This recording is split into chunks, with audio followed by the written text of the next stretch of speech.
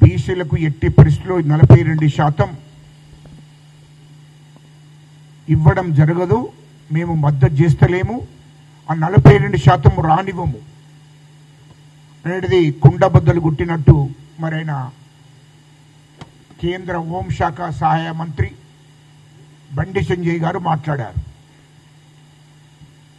అంటే వాళ్ళ హైకమాండ్ ఈ దేశ ప్రధానమంత్రి నరేంద్ర మోడీ గారు మరి కేంద్ర హోంశాఖ మంత్రి అమిత్ షా గారు మరి ఆదేశాలు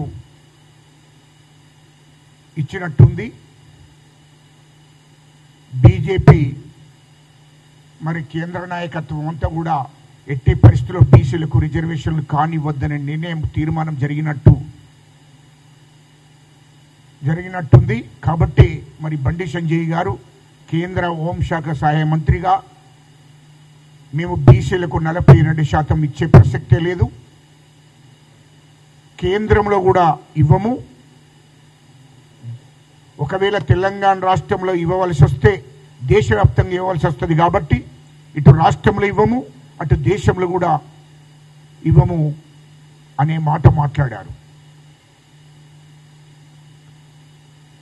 ఇది తెలంగాణ ప్రజలకు,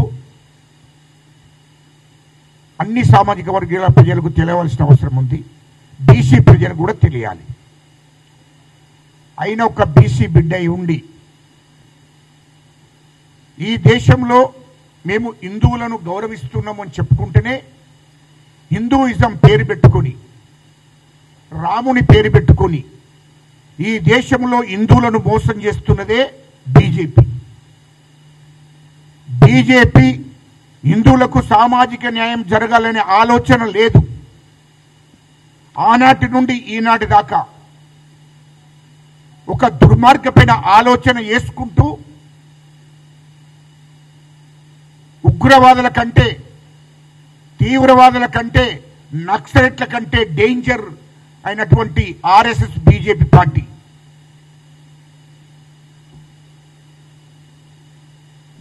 అలాంటి ప్రమాదమైనటువంటి బీజేపీ పార్టీని, ఆర్ఎస్ఎస్ను ఈ దేశ ప్రజలు నమ్మి మోసపోయారు. ఎందుకంటే వాస్తవానికి ఈ దేశంలో హిందువులకు న్యాయం జరుగుతుంది, సామాజిక న్యాయం జరుగుతుంది అని అనుకొని బీజేపీని 3 సార్లు ఎలక్షన్లో గెలిపేయడం జరిగింది ఈ దేశ ప్రజలు. మరి ఈ దేశంలో నిజమైన హిందువులు బీసీలే. దేశవ్యాప్తంగా 60% ఉన్న బీసీలు హిందువులే. బీజేపీ ఆర్ఎస్ఎస్ పుట్టక ముందే 1000 సంవత్సరాల క్రితం నుండే ఈ దేశంలో బీసీలు హిందువులు.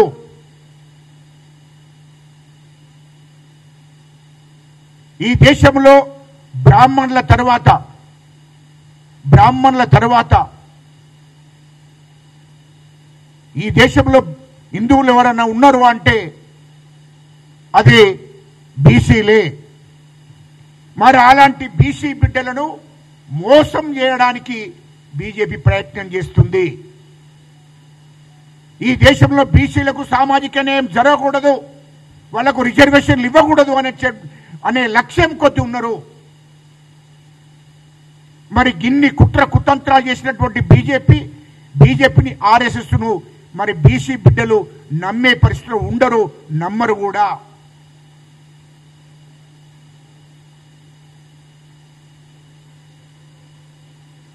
అసలు వీళ్ళు ఈ బీజేపీ ఆర్ఎస్ఎస్ వాళ్ళు హిందూ అనే పేరును ముసుగేసుకొని ఈ దేశ ప్రజలను మోసం చేస్తున్నారు.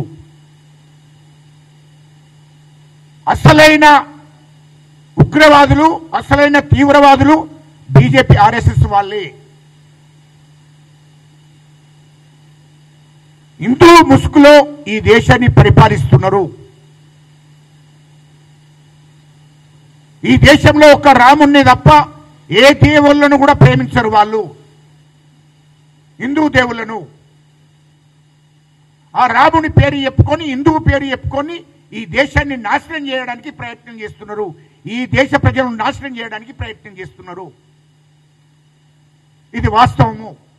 భారత రాజ్యాంగాన్ని కూడా మార్చాలని చూస్తున్నారు.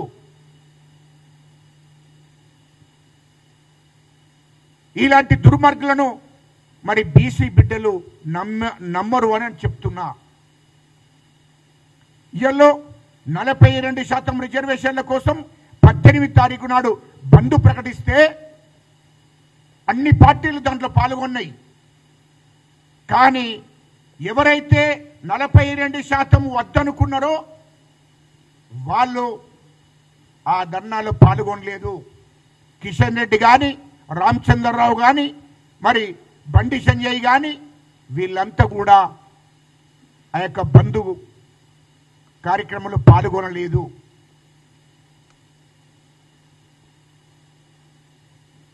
మరి వాళ్లకు వార్డు మెంబర్ కాదు, ఈ తెలంగాణ రాష్ట్రంలో భవిష్యత్తులో రాబోయే ఎన్నికల్లో కూడా వార్డు మెంబర్ కూడా గెలిపించే పరిస్థితిలో మరి బీసీలు కానీ, ఎస్సీలు కానీ, ఎస్టీలు కానీ లేరు అనేది ఈ సందర్భంగా తెలియజేస్తున్నాను. అదేవిధంగా వాళ్లకు తోడు దొంగలు కేటీఆర్ హరీష్ రావు వాళ్ళ పార్టీలో ఉన్నటువంటి, ఎందుకంటే అందులో ఉన్నట్టు బీసీలు ఎస్సీలు గిట్ట తిరుగుబాటు చేస్తున్న భయానికి మీరు పాల్గొనండి ధర్నా కార్యక్రమాలు, అది బంధు కార్యక్రమంలో చెప్పడం జరిగింది. 42% రిజర్వేషన్లు ఇవ్వాలని కేసీఆర్ కానీ, కేటీఆర్ కానీ, హరీష్ రావు కానీ ఇష్టం లేదు. తప్పని పరిస్థితిలో అసెంబ్లీలో సపోర్ట్ చేయడం జరిగింది. అన్ని పార్టీలు మద్దతు చేస్తున్నాయి కాబట్టి బీసీ ప్రజలు మమ్మల్ని తరిమేస్తున్నామనే భయానికి అసెంబ్లీలో అన్ని పార్టీలతో పాటు మీదికి కూడా సపోర్ట్ చేశారు. కానీ లోపల కుతంత్రాలు ఉన్నాయి కాబట్టే కేటీఆర్ హరీష్ రావు అనేటోడు బంధు కార్యక్రమంలో పాల్గొనలేదు. 18 తారీఖు నాడు 42% రిజర్వేషన్లు డిమాండ్తోని ఈ తెలంగాణ రాష్ట్రంలో బంధు కార్యక్రమం చేస్తే దాంట్లో కేటీఆర్ హరీష్ రావు పాల్గొనలేదు. దాని అర్థమైంది, ఎట్టి పరిస్థితుల్లో 42% రిజర్వేషన్లు వీళ్ళకు రాకూడదు అనే ఆలోచన ఉంది కాబట్టే ఆ ధర్నాలో పాల్గొనలేదు. మరి కేటీఆర్ కు మొదటి నుండి బీసీల మీద ప్రేమ లేదు, అహముంది బాగా. అందుకోసమే వాళ్ళు 10 ఏళ్లలో కేసీఆర్ ముఖ్యమంత్రిగా ఉన్నప్పుడు, కేటీఆర్ హరీష్ రావు మంత్రులుగా ఉన్నప్పుడు ఏనాడు కూడా 10 ఏళ్లలో బీసీలను పట్టించుకోలేదు, బీసీలకు సామాజిక న్యాయం చేయలేదు. అందుకోసమే బీసీలకు రిజర్వేషన్ల విషయమే ఆనాడు తీయలేదు 10 ఏళ్లలో.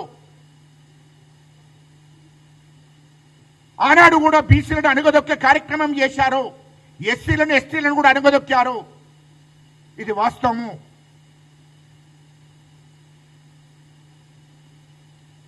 ఇయాలో మేము అడుగుతున్నాం కేటీఆర్ను, ఏమయ్యా కేటీఆర్ నిజంగానే నీకు ఈ తెలంగాణలో 60% ఉన్న బీసీల మీద ప్రేమ ఉంటే ఎందుకో నీవు బంధు కార్యక్రమంలో పాల్గొనలేదో చెప్పాలి ప్రజలకు. హరీష్ రావు అనేటోడు ఎందుకు పాల్గొనలేదు అంటే బీజేపీ బీఆర్ఎస్ కుతంత్రాలు చేసి ఎట్టి పరిస్థితుల్లో బీసీలకు 42% రిజర్వేషన్లు రాకూడదనే లక్ష్యంతో ఉన్నారు. BJP BRS ఏకమైంది.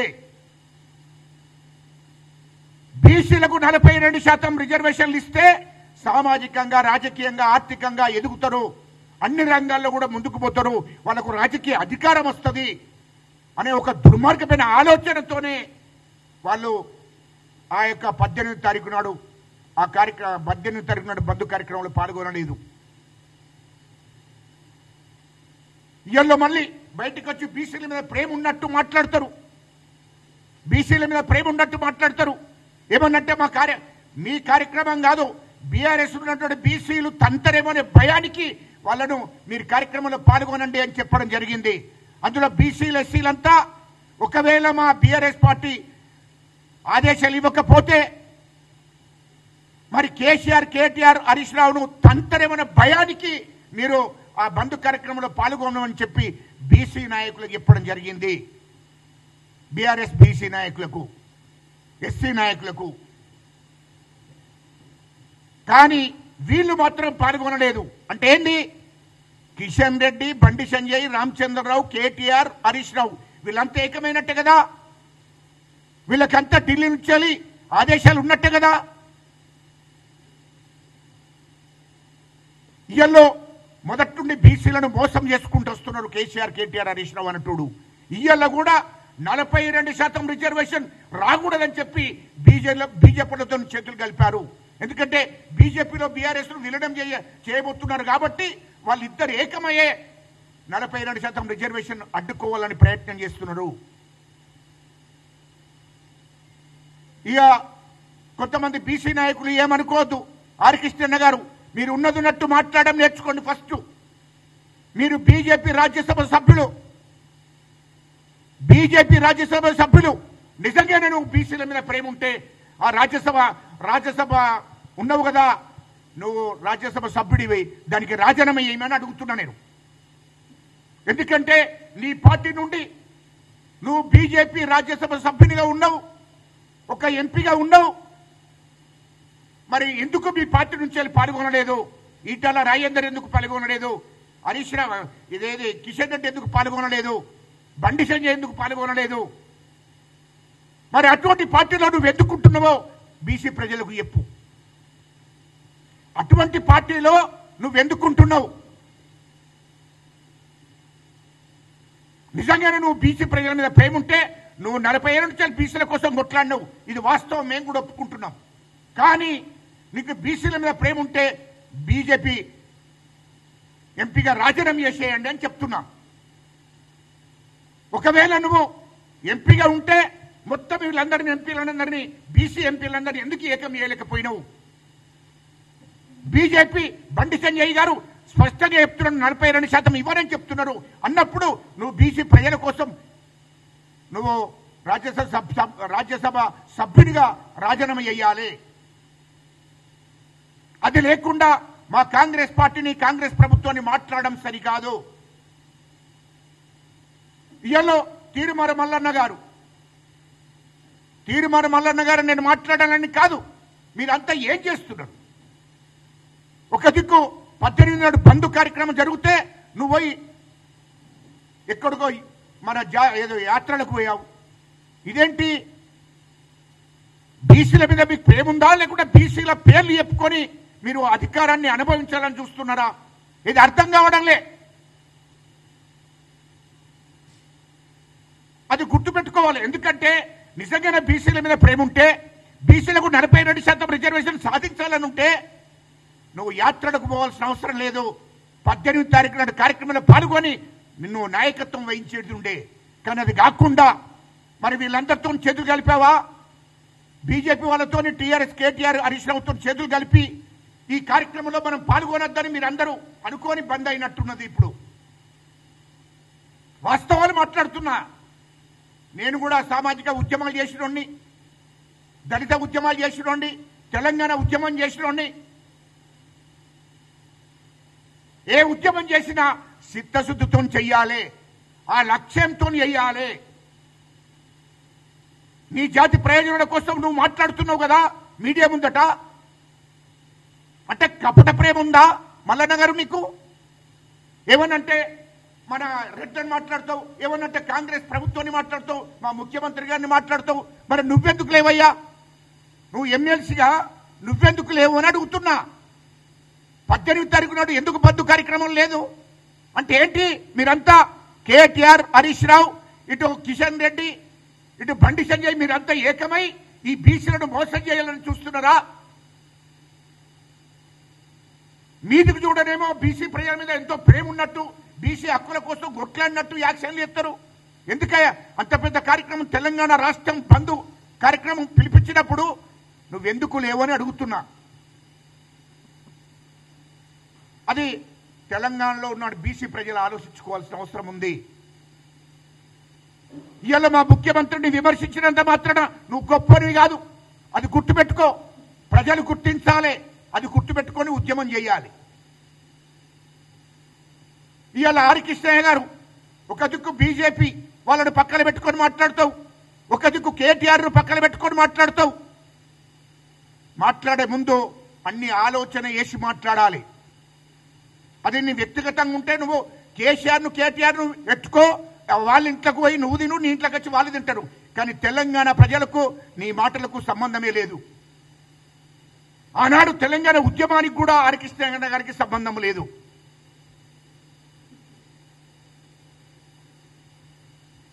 ఇయాలో నీవు మాట్లాడే ముందు ఇయాలో మా కాంగ్రెస్ ప్రభుత్వము, మా ముఖ్యమంత్రి రేవంత్ రెడ్డి గారు వాస్తవాలు తెలుసుకొని, మా రాహుల్ గాంధీ గారు ఖచ్చితంగా కులగణన చేసి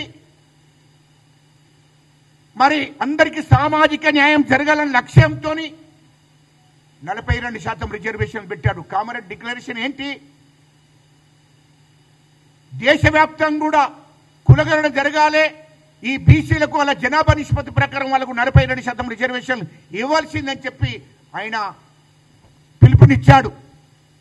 ఆ పిలుపును అనుసరించే మా ముఖ్యమంత్రి రేవంత్ రెడ్డి గారు ఇక్కడ తెలంగాణలో కులగణన వేయించాడు. దాని కమిషన్ వేశాడు. అదేవిధంగా క్యాబినెట్ తీర్మానం చేయించాడు. అసెంబ్లీ తీర్మానం జరిగింది, గవర్నర్కు పంపాడు, కేంద్ర ప్రభుత్వానికి పంపాడు. ఇంకేంటయ్యా, ముఖ్యమంత్రి గారు ఈ రాష్ట్ర ప్రభుత్వం చేతున్న పనంతా వేసింది కదా, మా ముఖ్యమంత్రి గారికి చిత్తశుద్ధి ఉంటేనే కదా ఇదంతా జరిగింది. ఈ దేశంలో ఏ ముఖ్యమంత్రి అన్నా కులగణన వేసి బీసీలకు 42% రిజర్వేషన్లు ఇవ్వాలని చెప్పి క్యాబినెట్ తీర్మానం చేసి, అసెంబ్లీ తీర్మానం చేసి కేంద్ర ప్రభుత్వానికి పంపిర్రా, గవర్నర్లకు పంపిర్రా? ఎక్కడన్నా ఏ ముఖ్యమంత్రి అన్నా? ఎక్కడ ఏలేదు కదా. ఈ ముఖ్యమంత్రి గారు ఎస్సీల మీద, బీసీల మీద, ఎస్టీల మీద వీళ్ళందరికీ కూడా సామాజిక న్యాయం ఖచ్చితంగా జరగాలనే లక్ష్యంతోనే ముందుకు పోతున్నాడు. అందుకోసమే ఎస్సీ వర్గీకరణ చేశాడు. 30 ఏళ్ల నుంచి ఉద్యమం చేస్తుంటే మరి రేవంత్ రెడ్డి గారు ముఖ్యమంత్రి అయిన తర్వాతనే ఇయాలో ఎస్సీ వర్గీకరణ జరిగింది. ఎస్టీలకు న్యాయం జరుగుతుంది, బీసీలకు కూడా న్యాయం జరగవలసిందే అని చెప్పి ఆ లక్ష్యంతో ముందుకు పోతుంటే మా ప్రభుత్వాన్ని, మా ముఖ్యమంత్రి గారిని ఇష్టం వచ్చినట్టు మాట్లాడుతున్నారు. మా పిసిసి అధ్యక్షుడు మహేష్ గౌడ్ గారు 18వ తారీఖు నాడు మరి బంద్ కార్యక్రమంలో పాల్గొన్నాడు. మా క్యాబినెట్ మంత్రులంతా కూడా అన్ని జిల్లాల్లో కూడా మరి బంద్ కార్యక్రమంలో పాల్గొన్నారు. ఇది కాంగ్రెస్ ప్రభుత్వం చిత్తశుద్ధి, ఇది కాంగ్రెస్ లో ఉన్న నాయకుల చిత్తశుద్ధి. మా పిసిసి అధ్యక్షుడు మహేష్ గౌడ్ గారు ఆయన తల్లడిల్లిపోతున్నాడు. ఖచ్చితంగా నా బీసీ సమాజానికి న్యాయం జరగవలసిందే, నా బీసీ ప్రజలకు సామాజిక న్యాయం జరగవలసిందనే లక్ష్యంతో ఆయన కాంగ్రెస్ పార్టీలో ప్రభుత్వంలో ఉండి కూడా, కాంగ్రెస్ పార్టీ పిసిసి అధ్యక్షుడు ఉండి కూడా ఖచ్చితంగా నా బీసీ ప్రజలే ముఖ్యము, నా బీసీ ప్రజలకు న్యాయం జరగవలసిందనే లక్ష్యంతో ముందుకు పోతున్నాడు. అది గుర్తుపెట్టుకోవాలి ఇతర పార్టీల నాయకులంతా, బీసీ నాయకులంతా. ఇయాలో మీరు ఇష్టం వచ్చినట్టు మాట్లాడితే అది సరైనది కాదు. బీసీ నాయకులు కూడా గుర్తుపెట్టుకోండి. ఇయాలో బీసీ నాయకుడే బండి సంజయ్ వద్దంటుండు. ఇయాలో మల్లన్న గారు, తీర్మాన మల్లయ్య గారు ఇక్కడ అన్నాడు, పోయిండు, యాత్రలకు వేయండు, లేడు. ఎవరికి మీకు చిత్తశుద్ధి ఉంది? మీకు చిత్తశుద్ధిని మొదలు చూపించండి బీసీ ప్రజలకు. అది లేకుండా మాట్లాడకూడదు. ఇక హరీష్ రావు ఏదో గన్ను కల్చర్ గురించి మాట్లాడుతున్నాడు. హరీష్ రావు గుర్తుపెట్టుకో, నువ్వు, నీ బామ్మర్ది, మీరు మీ మొత్తం బొట్టువెన్న నుంచి తనదాకా విషయం ఉంది మీ దాంట్లో. ఇయాల్లో మీరు ఎవరు ఈ తెలంగాణ ప్రజలకు అలవాటు చేసింది, తెలంగాణ యువతకు అలవాటు చేసింది ఎవరు?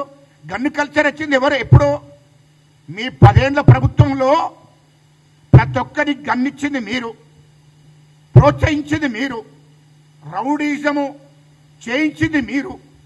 తెలంగాణ రాష్ట్రంలో ప్రతి జిల్లాలో మొత్తం దోషేసింది మీరు.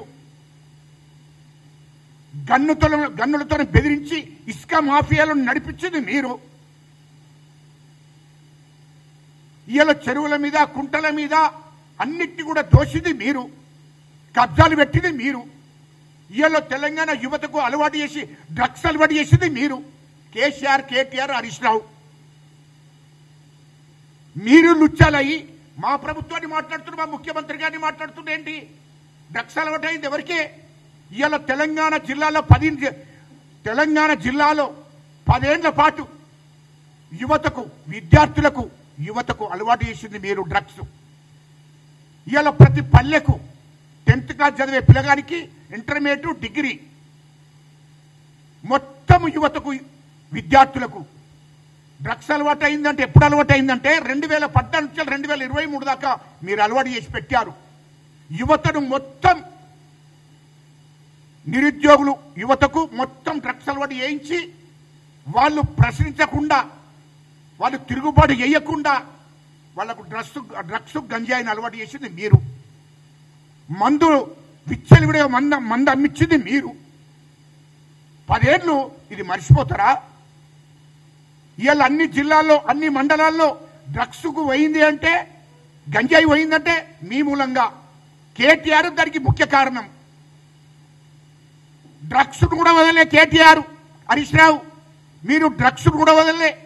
బయట దేశాల నుంచి డ్రగ్స్ తెప్పించింది కేటీఆరే. దాంతో 1000 కోట్లు సంపాదించింది కేటీఆరే. బినా పేర్ల మీద పెట్టి ఆ డ్రగ్స్ గ్రామాలకు పంపించి ఎస్సీలకు, ఎస్టీలకు, బీసీలకు అలవాటు చేసింది మీరు. నిరుద్యోగులకు, యువతకు. అటువంటి దుర్మార్గులు మీరు మాట్లాడతారా? నాకు అర్థం కాదు. హరీష్ రావు, నువ్వు విషంగక్కుతున్నావు హరీష్ రావు. నీవు కేటీఆర్ విషంగక్కుతున్నారు, జాగ్రత్త. మీరు దురహంకారం మీ లోపల పోతలేదు. దురహంకారంతో మీరు మాట్లాడుతున్నారు. మా ప్రభుత్వాన్ని మాట్లాడే హక్కు మీకు లేదు, మా ముఖ్యమంత్రి గారిని మాట్లాడే హక్కు మీకు లేదు. గనుల గురించి మీరు చెప్తున్నారు. 10 ఏళ్లలో తెలంగాణలో ప్రతి బడాబాబు దగ్గర గన్లు ఇప్పించింది మీరు. ఆ గనులతో బెదిరించేది మీరు.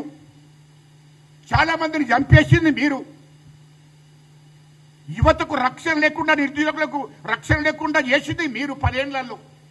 అటువంటిది హరీష్ రావు నువ్వు మాట్లాడుతున్నావా? మీ దోపిడీ గురించి తెలంగాణ ప్రజలందరికీ తెలిస్తే,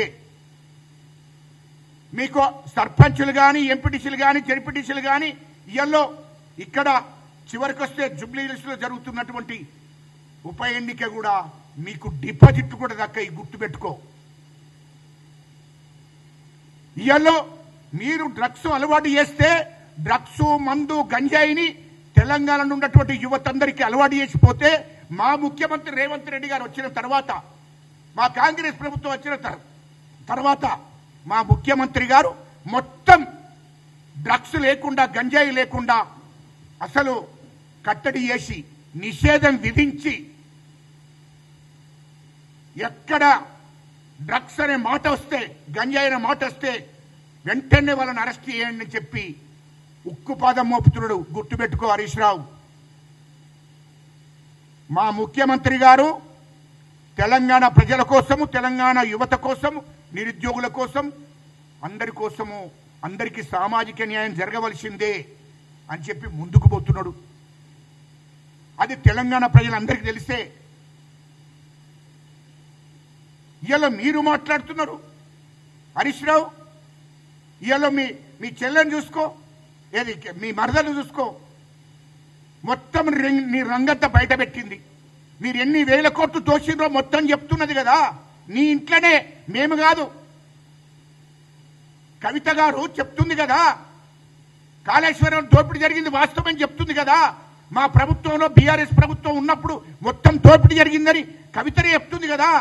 బయటోళ్ళు కాదు, కేసీఆర్ బిడ్డనే చెప్తుంది కదా. అందుకోసమే అన్నిటి మీద విచారణ జరుగుతుంది. మీరు ఖచ్చితంగా తిహార్ జైలుకు పోతారు. కేసీఆర్, కేటీఆర్, హరీష్ రావు మిమ్మల్ని ఖచ్చితంగా తిహార్ జైలుకు పోవడమే. మీరు అనుకుంటుంటే ఇంకా భ్రమలో ఉన్నారు. ప్రజలు నమ్ముతారేమో, ఓట్లు ఎత్తారేమో అనుకుంటారు. ఎవడు ఓట్లేడు. జూబ్లీహిల్స్లో ఆ అసెంబ్లీ కాన్స్టిట్యూన్సీలో ఎట్టి పరిస్థితుల్లో మీకు డిపాజిట్ కూడా రాదు, మీకు బీఆర్ఎస్ కు డిపాజిట్ రాదు, బీజేపీకి డిపాజిట్ రాదు.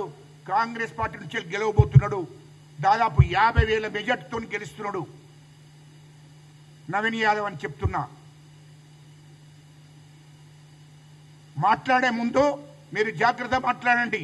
ఎందుకంటే కేటీఆర్, హరీష్ రావు మీరు ఎన్ని మాట్లాడినా తెలంగాణ ప్రజలు నమ్మే పరిస్థితుల్లో లేరు. తెలంగాణ ప్రజలు మిమ్మల్ని పూర్తిగా నమ్మరు.